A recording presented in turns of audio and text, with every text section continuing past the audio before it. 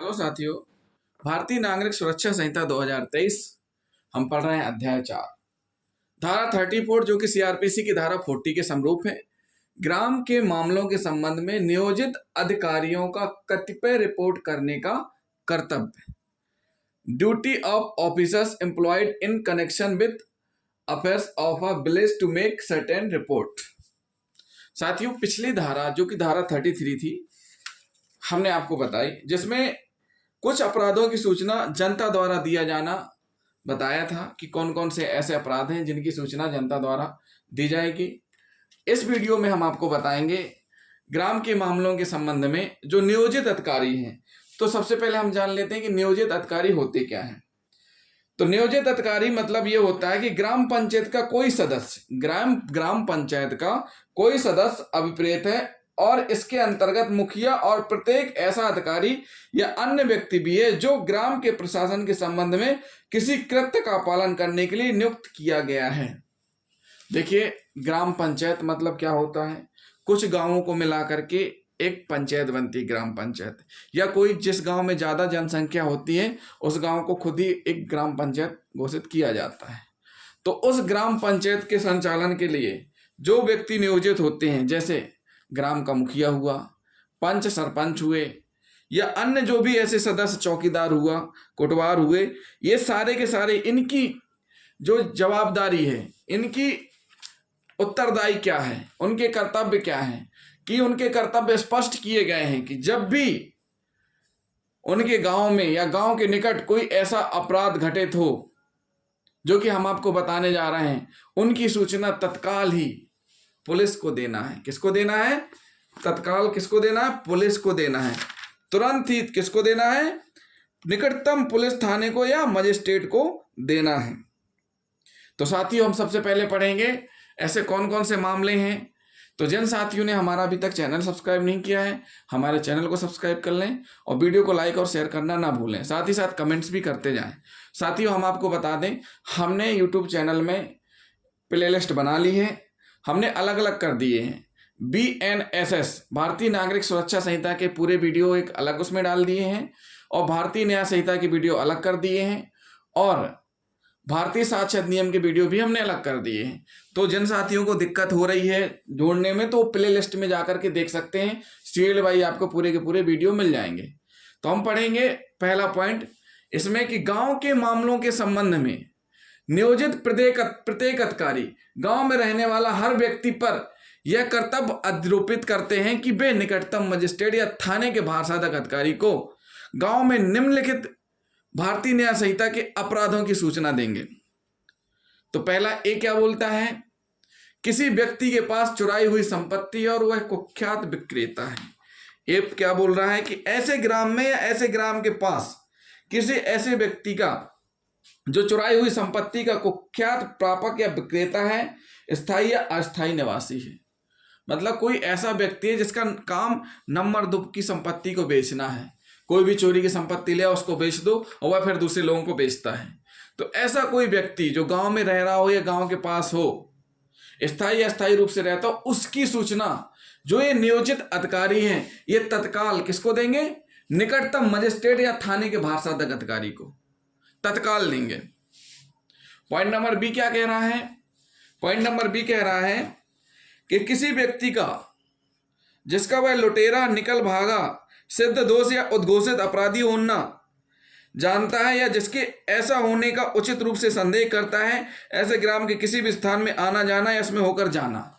मतलब ग्राम में कोई ऐसा व्यक्ति, क्या कह रहे हैं? ग्राम में कोई ऐसा व्यक्ति जो ठग, लुटेरा या फरार अपराधी हो और नियोजित अधिकारी को जानकारी लग जाए कि ऐसा कोई व्यक्ति जो ठग है, लुटेरा है, फरार है, उद्घोषित है, जिस पर इनाम घोषित किया गया है, वह उस गांव में रुका हुआ है, आता जाता है, तो तत्काल निकटतम मजिस्ट्रेट या थाने के भारसाधक अधिकारी को सूचना देंगे। अब उद्घोषित अपराधी का मतलब क्या होता है? उद्घोषित अपराधी का मतलब होता है ऐसा व्यक्ति जैसे भारत के किसी ऐसे राज्य क्षेत्र में जिस पर इस संहिता का विस्तार नहीं है, किसी न्यायालय या प्राधिकारी ने किसी ऐसे कार्य के बारे में अपराधी उद्घोषित किया है जो यदि उन राज्यों में जिन पर इस संहिता का विस्तार है किया जाता तो भारतीय न्याय संहिता 2023 के अधीन 10 वर्ष या उससे अधिक के कारावास या आजीवन कारावास से मृत्यु दंड से दंडनीय होगा। क्या कह रहे हैं कि जिन पर इस संहिता का विस्तार है किया जाता है तो भारतीय न्याय संहिता के अधीन कोई भी ऐसा फरार उद्घोषित जो न्यायालय द्वारा उद्घोषित किया गया है या किसी एसपी या एसपी के द्वारा, किसी एसपी महोदय के द्वारा भी उद्घोषित कर दिया जाता है कि इस व्यक्ति ने, ये गैंग है, ये फला व्यक्ति है, ऐसा लूट डकैती डाल के गए हैं, ऐसा अपराध करके गए, बताने वाले को 2,20,000 या 10,000 के इनाम घोषित, तो वो ऐसा व्यक्ति फरार उद्घोषित या न्यायालय के द्वारा वारंट निकाल दिया जाता है ये फरार चल रहा है, इसकी सूचना दे। तो उस स्थिति में ऐसे मामले जिसमें कि अजमानती अपराध है, ऐसा बड़ा अपराध करके भागा हुआ है, तो उस स्थिति में अगर ऐसा कोई व्यक्ति रह रहा है जो ठग लुटेरा फरार है, उद्घोषित अपराधी है, तो उसकी जानकारी तत्काल निकटतम मजिस्ट्रेट या थाने के भाषांतर अधिकारी को देना है। फिर इसमें सी क्या बोल रहा है? सी कह रहा है ऐसे ग्राम में उसके निकट कोई अजमानती अपराध या भारतीय न्याय संहिता 2023 की धारा 189 और धारा 191 के अधीन दंडनीय कोई अपराध किया जाने या करने का आशय है। ऐसे ग्राम में आसपास बीएनएस की धारा 189 मतलब विधि विरुद्ध जमाव, 191 बलवा करवाने या अजमानती अपराध का अपराधी हो, तो उसकी ऐसे ग्राम में उसके निकट कोई अजमानती अपराध की सूचना या कोई दंडनीय अपराध किया जाना या करने का आशय हो, ऐसा कोई अपराधी जो ये करवाने वाला हो, करवाने के लिए इस प्रकार से कर रहा हो या कुछ ऐसा प्लान कर रहा हो, ऐसा कोई अपराधी, तो उस संबंध में भी तत्काल सूचना देना है संबंधित थाने को और मजिस्ट्रेट को, भाषांतर अधिकारी को। डी क्या कह रहा है? डी कह रहा है कि ऐसे ग्राम में या उसके निकट कोई आकस्मिक या अप्राकृतिक मृत्यु होना या संदेहजनक, ग्राम में या ग्राम के निकट कोई आकस्मिक यानी सडन कोई डेथ हो या अप्राकृतिक मृत्यु अननेचुरल डेथ हो या संदेहजनक परिस्थितियों में मृत्यु होना। तो सबसे पहले हम आपको बता दें, आकस्मिक मतलब ये होता है कि जैसे कोई बिजली से किसी की डेथ हो जाए, आंधी पानी तूफान में किसी की डेथ हो जाए, वो आकस्मिक हो गई। अप्राकृतिक अननेचुरल, तो अननेचुरल से पहले आपको नेचुरल पता होना चाहिए। नेचुरल यानी साधारण व्यक्ति एक उम्र होने के बाद जिसकी डेथ हो गई, कोई बीमारी से पीड़ित था उसकी डेथ हो गई, वो नेचुरल में आ जाएगा। लेकिन कोई नौजवान है, उसकी डेड बॉडी मिली हुई है अचानक से, कोई पेड़ पे लटका हुआ मिला हुआ है, यानी अननेचुरल, जो नेचुरल तरीके से डेथ नहीं हुई है, ऐसी स्थिति हुई है।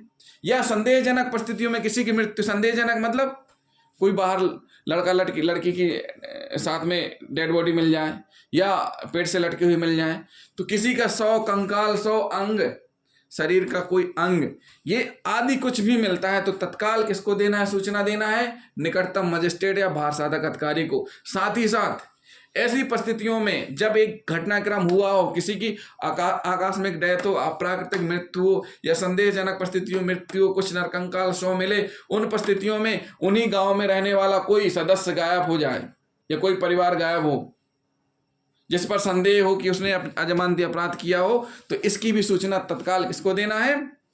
संबंधित भाषांतर अधिकारी और निकटतम मजिस्ट्रेट को। फिर है ई, ऐसे ग्राम के निकट भारत के बाहर ऐसा कोई कार्य जो भारत में किया जाता जो निम्नलिखित धाराओं के अधीन दंडनीय अपराध होता।